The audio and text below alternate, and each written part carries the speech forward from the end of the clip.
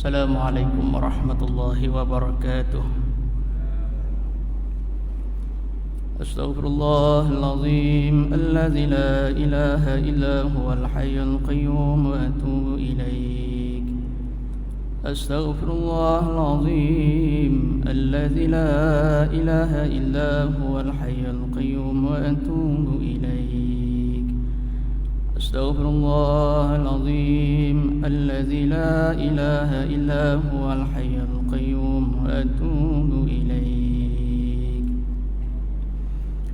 إلى حضرة رسول الله صلى الله عليه وسلم، ثم إلى أرواح أزواجه وذرياته وأصحابه والتابعين والتابعي تابعين من الأولياء والعلماء ومشايخنا ومعلمنا وجميع المسلمين والمسلمات والمؤمنين والمؤمنات، وخصوصا إلى روح صاحب هذا الكتاب، ثم على ما نوى به شيخنا. الفاتحة. أعوذ بالله من الشيطان الرجيم. بسم الله الرحمن الرحيم.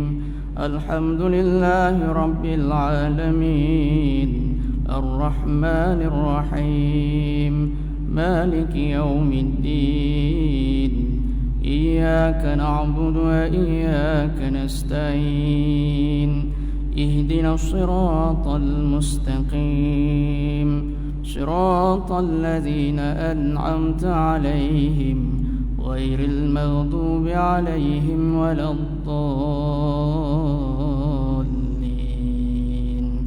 آمين.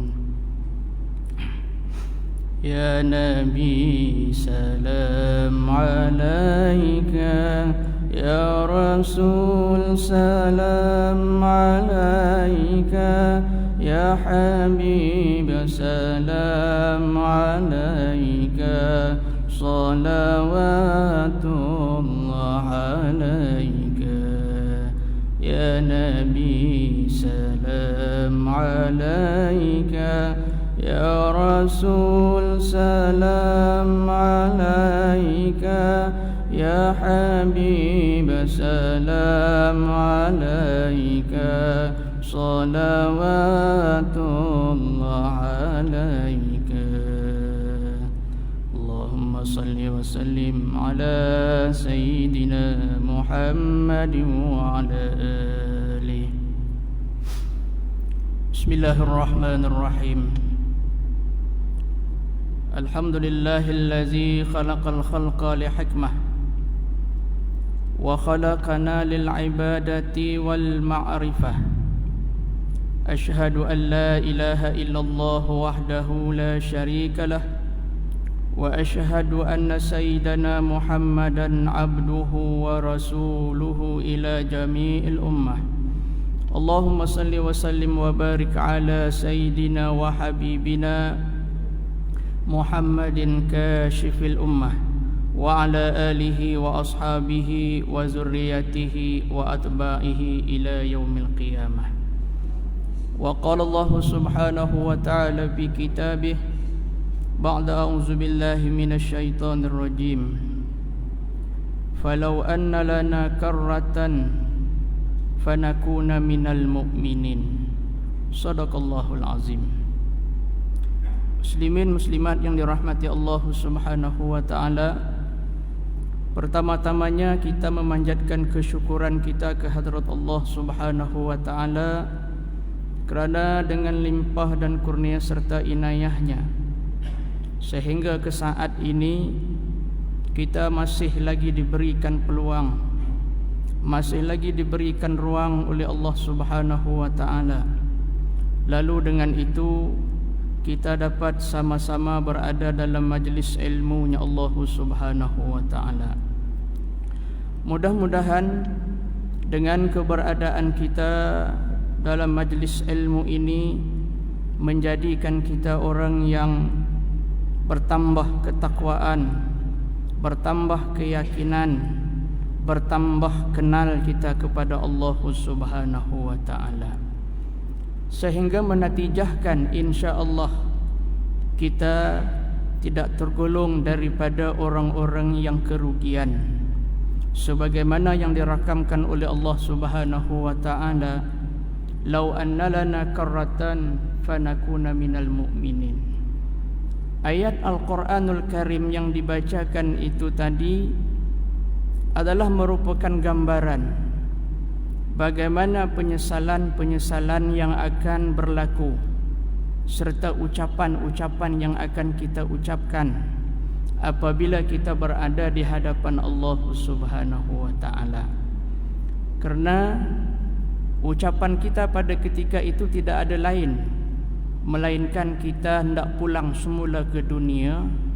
Lau anna lana karratan, jikalaulah sekiranya lana karratan, bagi kami, bagi kita ini karratan, boleh pulang semula ke atas dunia, lanakunanna minal mu'minin, nescaya kami ni ya Allah mukminina akan jadi orang-orang yang beriman. Artinya bukan hanya setakat Islam tetapi mukminin. Mukmin artinya beriman sungguh, keyakinan pada kebatinannya, keyakinan yang tersimpul dalam kebatinannya, dalam hatinya itu menyimpul bulat, sungguh penuh, tidak ada lagi berbelah bahagi, melainkan semuanya itu dihalakan, ditujukan kepada Allah Subhanahu wa taala. Artinya dia bukan hanya setakat mahu menjadi orang Islam di atas dunia, tetapi dia nak jadi mukmin. Begitulah Islam itu tadi menjadi gambaran kepada pakaian diri zahir, manakala mukmin itu merupakan gelaran bagi kebatinan, bagi hati yang benar betul menyerah kepada Allah Subhanahu wa taala. Makanya antara zahir dengan batin, antara syariat dengan hakikat itu mesti diselarikan. Namun tidak boleh dicampur adukkan, tetapi biarlah ia diurus dengan jalannya masing-masing, dengan ilmunya masing-masing. Maka itulah yang akan membuatkan kita menempa kejayaan dunia dan akhirat. Artinya zahirnya benar mengikut syariat, hukum hakamnya Allah, kebatinannya pula tidak berbelah bahagi, tetap ianya beriman, meyakini, mengesakan Allah Subhanahu wa taala.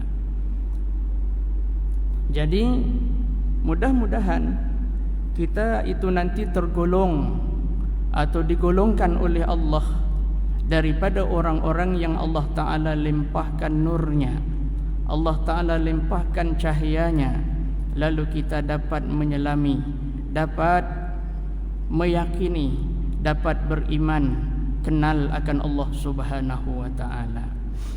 Dan kita masih lagi membincangkan tentang tajuk dalil-dalil ataupun bukti yang berkaitan atau yang mengukuhkan tentang bahawa adanya ilmu mengesakan Allah. Sebahagian daripada dalil, sebahagian daripada bukti telah pun kita bacakan. Lalu ada lagi tinggal beberapa daripada ayat Al-Quran dan juga hadis yang mengukuhkan tentang bahawa menjadi bukti bahawa ilmu mengesakan Allah Subhanahu wa taala ini sebenarnya ada sandarannya daripada Al-Quranul Karim. Ilmu mengesakan Allah ataupun dipanggil juga dengan nama tasawuf hakikat, atau juga dipanggil dengan nama mengosongkan diri. Karena bila kata kosong diri itu berarti hanya mengesakan Allah.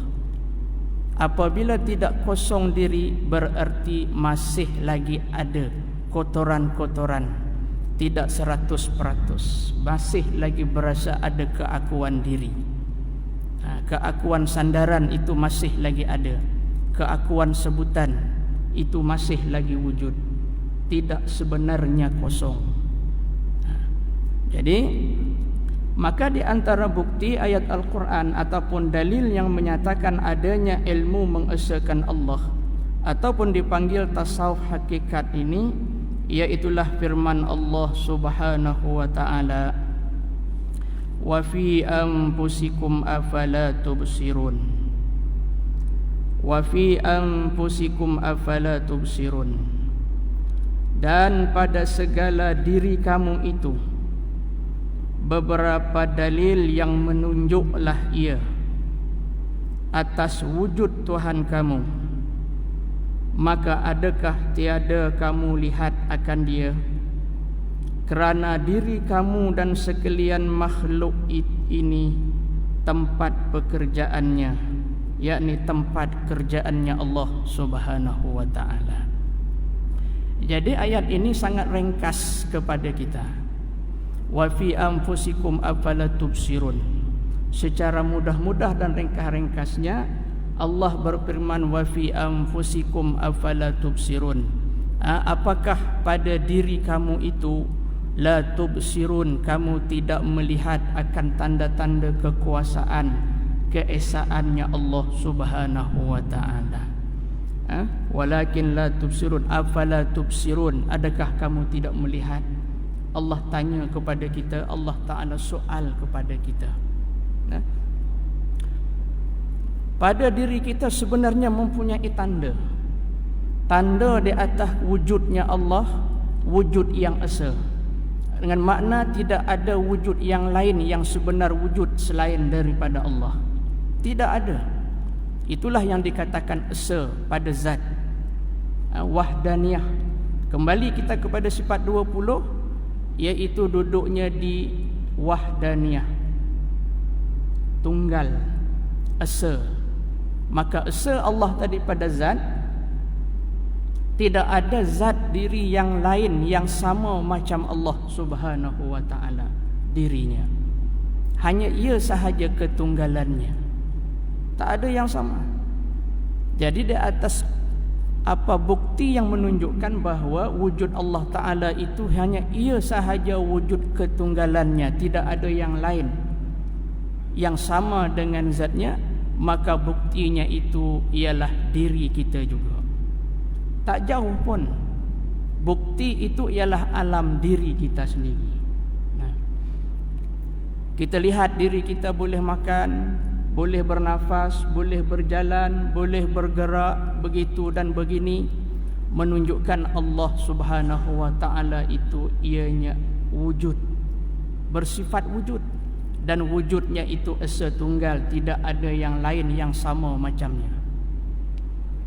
Begitu juga esanya Allah Taala pada sifat, sifat kudrah, sifat iradah, sifat kuasa dan sifat kehendaknya Allah. Esa, tidak ada yang lain, dengan makna tidak ada yang lain yang sama kuasanya macam mana kuasanya Allah. Tidak ada yang lain yang sama kehendaknya seperti mana kehendaknya Allah. Maka di atas kudrah, kekuasaan Allah yang esa pada kudrahnya dan esa pada kudratnya, maka Allah menciptakan kita, dan Allah menciptakan segala keperluan-keperluan kita yang terdiri daripada angin, udara, boleh bernafas, darah kita bergerak dengan lancar dan berjalan dengan sempurna. Itu menunjukkan di atas keesaannya Allah pada kudrah dan juga pada iradahnya. Kenapa begitu? Kerana kalau sekira-kira ada yang lain yang sama sifatnya seperti mana Allah, sifat kudratnya, kemampuannya sama macam mana Allah, sifat kehendaknya sama macam mana Allah, berarti sudah ada dua yang sama. Apabila dua ada yang sama, lau kana fihima alihatun illallah, jikalaulah pada kedua-duanya langit dan bumi itu, kejadian langit dan bumi termasuk manusia itu sendiri, alihatun, ada Tuhan lain, ada Allah lain yang sama pada sifatnya, sifat kemampuannya, kudrahnya, sifat kehendaknya, la fasadata, nescaya akan rosak dan binasa, hancur alam ni tadi. Pasal ada dua. Jadi pada akal kira-kira mengatakan mustahil bahawa ada dua yang bersamaan pada kuasa. Maka kita menyimpulkan bahawa Allah itu, zat yang bernama Allah itu, ia esa pada zatnya dan esa juga pada sifatnya, qudrah dan iradahnya. Tidak ada yang lain. Jadi ayat ini membuktikan bahawa adanya ilmu mengesakan Allah Subhanahu wa taala. Ilmu yang membawa kita, mengajarkan kita, merarah kita tadi kebatinan kita untuk mengiktikadkan bahawa Allah Taala itu esa. Tidak ada dua yang sama pada zat, pada sifatnya, tidak ada lain. Wa fi anfusikum afala tubsirun. Tengoklah pada diri kita. Dan pula kalau sekira-kiranya ada dua, kalau sekira-kiranya tadi ni ada dua, berarti pula dua-dua itu sama kehendaknya, sama kudratnya, maka terciptalah makhluk. Misal, contoh, misalan. Yang pertama tadi tidak boleh ada dua. Kalau ada dua, binasa, hancur, tidak akan ada alam. Kita pun tak ada, boleh jadi. Kira-kira akal tak terjadi alam ini. Sebab apa? Kerana berlawanan kehendak. Masing-masing ada kuasa hebat, berlawanan kehendak. Takdir pula kata muwafaqah pada kehendak. Dua-dua ni sama elok je. Dia nak buat benda yang sama, kuasa dia pun sama. Boleh jadi ke Tuhan? Tak boleh jadi Tuhan. Kerana apa? Kerana syarik, kerana ada perkongsian kuasa. Bila perkongsian kuasa ni artinya tak kuat lah, tak hebat lah. Yang jenis berkongsi ni makhluk je. Kita angkat batu besar, seorang tak lalu, kita kongsi dengan dua orang. Tujuan yang sama. Tapi bagi Allah tidak begitu. Tidak begitu. Makanya Allah itu ia tetap esa. Lalu buktinya ialah pada diri kita. Esa Allah pada wujudnya, esa Allah pada sifatnya, esa Allah pada af'al, pada perbuatannya. Tidak ada orang lain yang melakukan, yang berbuatnya, melainkan hanyalah Allah Subhanahu wa taala. Kerana apa kata musannif pengarang kitab kita ni tadi, bahawa kita ini adalah tempat kerjaannya Allah. Tempat Allah menzahirkan kekuasaannya, tempat Allah mentajalikan kehebatannya, mentajalikan kehendaknya, yang menjadi bukti bahawa Allah Ta'ala itu ada, Allah Ta'ala itu wujud dan bersifat dengan segala sifat kesempurnaan. Jadi apabila kita memahami demikian, kebatinan kita menyimpul kemas, beriktikad sedemikian, maka dimanapun kita berada, kita tetap akan mengesakan Allah dan memandang kepada Allah Subhanahu wa taala.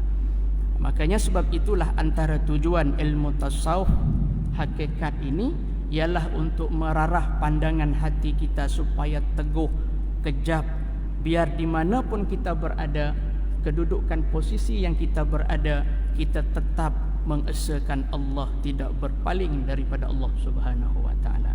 Dengan arti kata lain, kemanapun kita melihat, kemanapun mata zahir kita memandang, mata batin kita tetap memandang kepada hak Allah Subhanahu wa taala.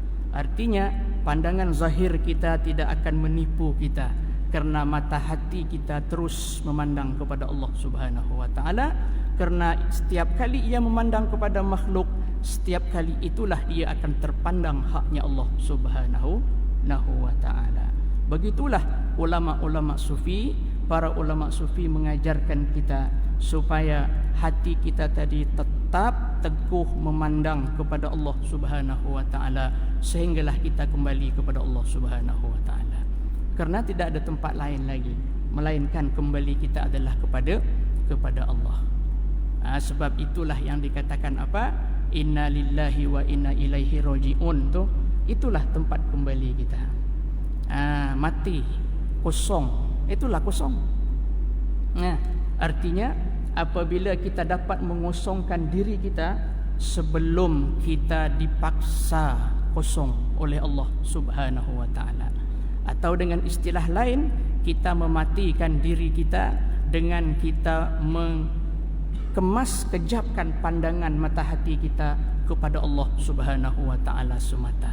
Dengan makna lain, artinya tak ada apa dah berasa aku ni, melainkan tadi hanya bersabit dengan Allah Subhanahu wa taala, bersabit dengan keesaan Allah. Pakai kasut pun tadi sarung belah kanan mengharap kepada Allah, kerana hatinya memandang kepada keesaan Allah. Dia kerjaan Allah Ta'ala mengizinkan boleh kaki bergerak sarung kasut, boleh angkat tangan suap ke mulut makan nasi, boleh boleh berjalan, boleh itu, boleh ini. Dan Alhamdulillah kita terselamat daripada COVID-19. Allah juga yang menyelamatkan. Kalau sekira-kira Allah Ta'ala berkehendakkan kita kenalah kita. Itulah. Bila mana dah kena tadi itu, pandang kepada Allah. Apa nak buat lagi dah? Menjalankan ikhtiar. Kalau sudah sampai masanya, kembalilah kita kepada Allah. Itu tidak boleh lari. Jadi oleh sebab itu, sebelum kita kembali kepada Allah, kita kembalilah dahulu kepada Allah sebelum kita dikembalikan.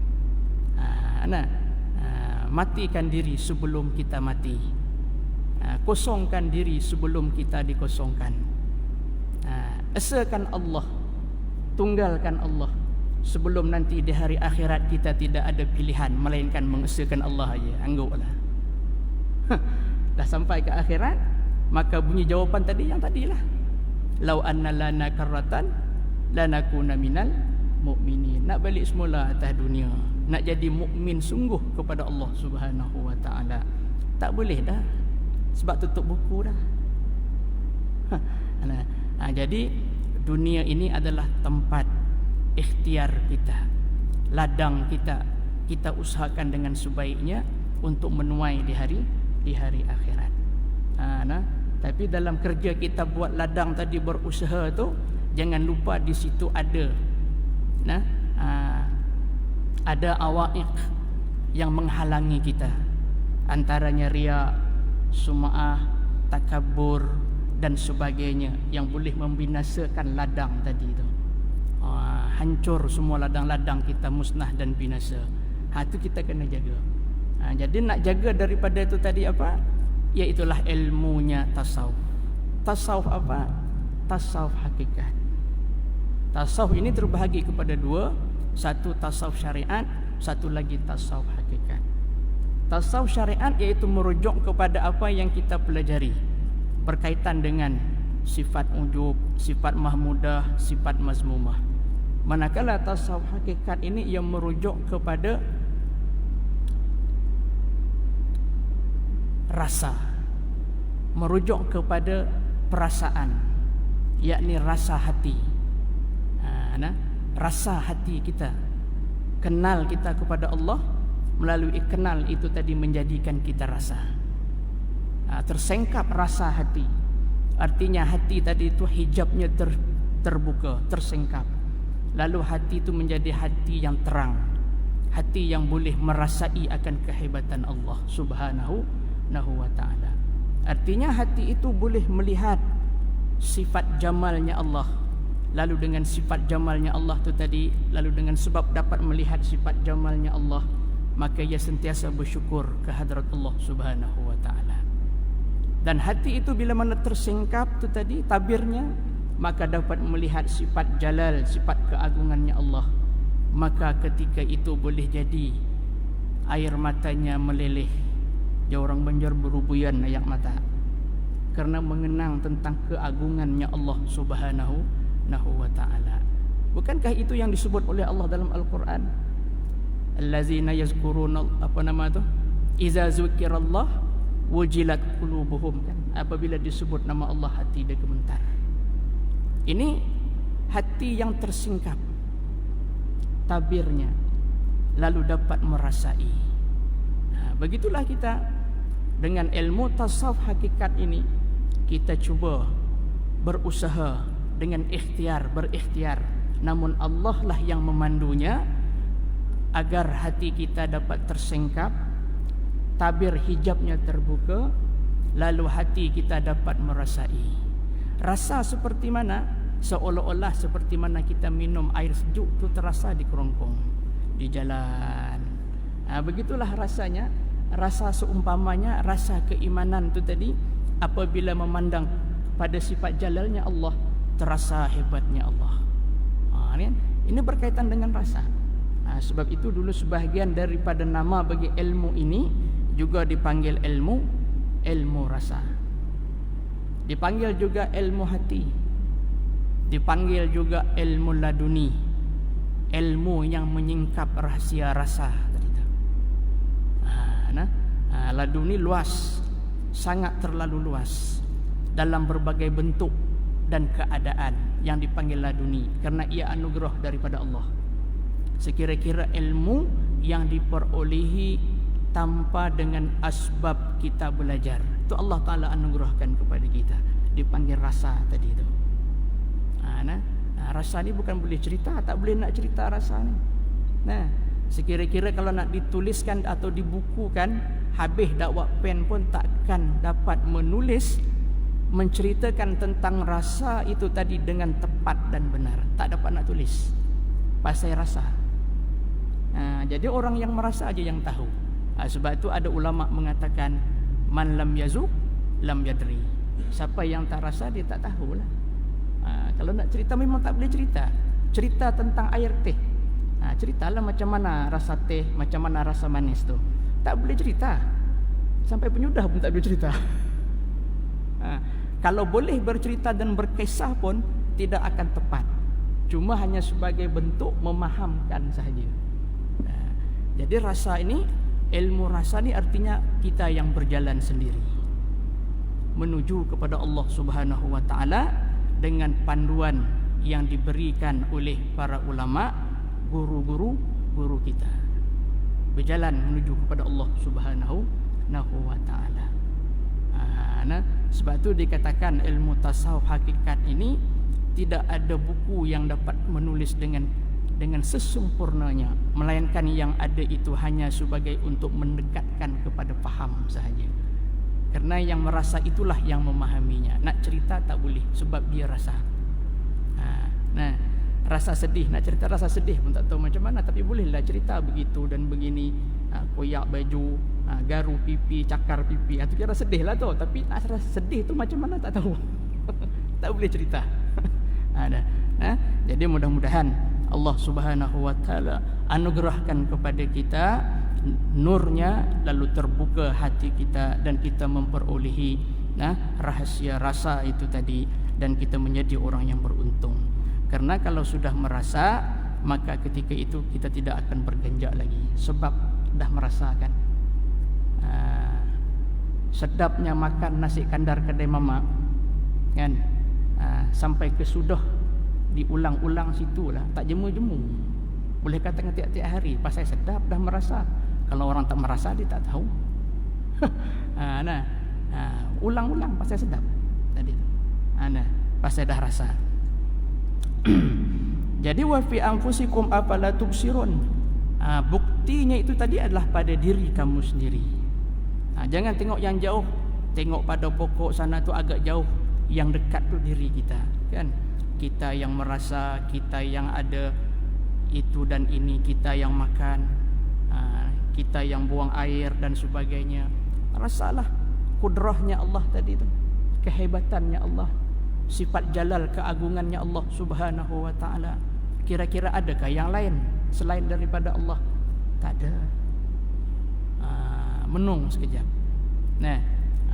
Sebab itu dalam perjalanan ini, kata para ulama, lazimkan kita dengan zikrullah. Kemudian lazimkan kita dengan selawat kita kepada Nabi kita sallallahu alaihi wasallam. Kerana dua ni adalah sumber kepada kebatinan tadi. Sumber kepada qalbun, hati kita tadi tu. Banyakkan zikir, banyakkan kita berselawat kepada Allah, kepada Rasulullah sallallahu alaihi wasallam. Dan firman Allah Subhanahu wa taala lagi, Wa ma ramaita iz ramaita walakinallaha rama. Artinya, dan tiada melontar oleh engkau pada hakikatnya pada waktu melontar engkau, tetapi Allah Ta'ala yang melontar ia pada hakikatnya. Sebahagian daripada lagi ayat Al-Quran yang membuktikan tentang kekuasaan, keesaannya Allah Subhanahu wa Ta'ala. Wa ma ramaita, dan tidaklah kamu melontar pada hakikatnya pada ketika mana kita melontar. Nah, kita pergi Mekah, kita pergi haji, kita ada melontar jamrah. Nah, kita melontar. Pada zahirnya tu nampak kita yang melontar. Siapa yang melontar? Akulah. Ada panggilan kita tadi ni aku.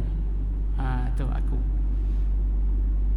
Walhal hakikat yang sebenarnya, pandang pada hakikat yang sebenar, yakni yang di balik zahir. Balik zahir ni artinya hakikat yang sebenar lah. Hakikat tu yang sebenar. Bahasa Arab kata hakikat, bahasa Melayu kata yang sebenar. Tu kita tambah lagi dua hakikat yang sebenar. Tu kata kemas sungguh tu bahasa Melayu tu. Hakikat yang sebenar. Itulah. Jadi yang zahir dengan yang hakikat tadi ni. Pada zahirnya, nampak zahirnya kita yang melontar. Akulah melontar. Tapi hakikat yang dibalik zahir yang sebenar-benarnya siapa?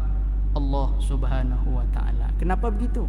Kerana bersabit dengan Allah lah di atas kudrah, kehendak dan iradahnya.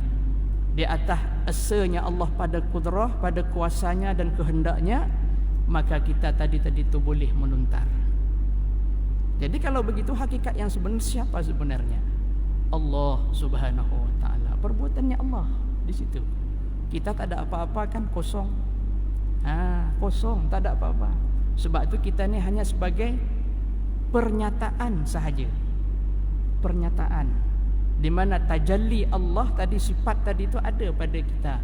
Kemampuan tadi tu. Boleh pilih batu, ambil batu, melontar kita tadi. Tapi hakikat sebenarnya Allah jua, bukan kita. Sebab itu perjalanan syariat dengan hakikat, zahir dengan batin itu tadi perlu dijalani mengikut landasannya sendiri. Yang hati jalannya begini, yang syariat jalannya begini. Tapi jangan dicampurkan. Bila dicampurkan tu yang jadi pening tu. Akhir sekali sembahyang pun tak mau dah. Pasal apa dah semua tadi Allah Ta'ala dah katanya. Itu yang jadi pening tu. Jangan dicampur adukkan. Jalani syariat. Ikhtiar. Tapi ikhtiar tu kan bahasanya bukan pemutus. Ikhtiar tu hanya sekadar ikhtiar. Yang menentu tadi Allah. Tu. Jadi kalau begitu yang sebenar-benarnya siapa yang berbuat, yang menentu? Allah lah. Bukan kita. Kita tak ada. Jadi oleh sebab itu kita jangan tertipu dengan diri zahir kita. Jangan tertipu dengan keakuan kita. Karena keakuan kita, aku yang kita sebut aku tu, aku itu hanyalah pada sandaran sahaja. Orang Banjar pada sebutan aja, sambatan. Kan, sambatan je. Sebutan aja aku je. Tapi yang sebenarnya yang ada di balik zahir tu tadi ialah Allah jua yang berbuat. Jadi janganlah kita ni tadi, artinya bila mana kita faham demikian, kebatinan kita dapat memandang sedemikian rupa, maka adalah sifat tawaduk, sifat rendah diri, lebur sifat sombong. Ketika itulah kita benar-benar insya-Allah kosong diri. Ketika itulah sebenar-benar kita mengesakan, mentauhidkan Allah Subhanahu wa Ta'ala. Sebenar-benar bersih tadi, kosong. Kan lagu kosong pun ada kan, kosong-kosong tu. Ada lagunya kosong-kosong. Jadi kosong itulah yang kita nak cari. Dulu kita kembali datang kosong kan. Masa kita lahir dulu kosong, tak ada apa-apa pun, pakaian apa-apa pun tak ada. Kosong. Kekuatan apa semua tak ada. Yang tahunya berkuciak aja orang Banjar. Nangis saja. Tak tahu apa, kosong. Leh lama sikit Allah Ta'ala tajalli kepada kita tadi sifat kudrah, adalah boleh nak bergerak, mampu bangun, mampu begitu dan begini, ada kehendak itu dan ini, boleh bercakap. Tadi tu Allah Ta'ala tajallikan. Anugerah daripada Allah Subhanahu wa ta'ala itu tadi. Jadi hakikat kita tadi kosong. Maka biarlah kita kembali kosong nanti. Nak kembali kepada Allah dalam keadaan kosong. Dalam keadaan mengesakan Allah Subhanahu wa ta'ala. Artinya tinggallah sifat takabur, sifat sumu'ah, apa semua tu dah tak ada, dah kosong dah. Ketika tu insya-Allah bahagia kita dunia dan akhiratnya. Jadi yang sebenar-benar melontar itu sebenarnya ialah Allah Subhanahu wa ta'ala tu pada hakikat. Kira-kira hakikat, pandang pada sudut hakikat. Namun pandang pada sudut zahir tu tadi tidak ada lain dah, yang melontar tu aku lah. Jadi sebab tu cakapan zahir tadi tu belum boleh kira sangat lagi sebenarnya. Tak boleh kira-kira sangat lagi. Tak boleh nak diambil pegang sangat lagi. Yang nak pegang sungguh tadi tu yang mana? Yang hakikat tu, yang batin tadi tu. Kan? Contoh kata pergi klinik, alhamdulillah sihat, gaut aku hilang dah sebab aku makan ubat ni. Ubat ni lah. Ubat ni hilang gaut aku. Jadi kalau ikut cakap tadi tu, zahir tadi tu menjadi satu kesalahan kerana ubat tadi tu bagi sihat. Tak boleh kira mana hak zahir ni tadi ni. Jadi jalankan ianya. Sekadar usaha dan ikhtiarnya tadi tu. Jangan pula ditinggalkan. Udah Allah semata dia kata. Nak sihat pun Allah, nak sakit pun Allah. Tak payahlah pergi berubat. Kacau juga. Jangan. Jangan dicampur adukkan. Jalani syariatnya, jalani hakikatnya di atas landasannya dengan ilmunya. Insya-Allah kita akan bahagia dunia dan akhirat. Artinya kemantapan gabungan antara zahir dengan batin itulah yang memantapkan kedudukan kita di hadapan Allah Subhanahu wa ta'ala itu tadi. Kemudian dan firman-Nya Allah Subhanahu wa ta'ala lagi, wallahu khalaqakum wa ma ta'malun. Artinya bermula Allah lah yang menjadi ia akan kamu dan akan perbuatan kamu pada hakikatnya tiada kamu. Jadi rasanya cukuplah sekadar itu. InsyaAllah jika diizinkan oleh Allah Subhanahu wa ta'ala, kita akan sambung bukti ataupun dalil yang seterusnya. Wallahu khalaqakum wa ma ta'malun. Jadi mana yang baik itu datang daripada Allah, mana yang kurang jelas itu merupakan kelemahan diri ini. Aku qauli hadza wa astaghfirullahal azim li wa lakum. Assalamualaikum warahmatullahi wabarakatuh. اللهم صل على سيدنا محمد في الأول والآخرين وسلم رضي الله تبارك وتعالى عن سادتنا أصحاب سيدنا رسول الله أجمعين. اللهم نور قلوبنا بنور هداياتك كما نورت الأرض بنور شمسك أبدا أبدا. اللهم اجعلنا من المحبوبين وبعدنا من ديوان البعداء والمترودين. ربنا آتنا في الدنيا حسنة وفي الآخرة حسنة وقنا عذاب النار. وصلى الله على سيدنا محمد وعلى آله وصحبه أجمعين والحمد لله رب العالمين. الحمد لله.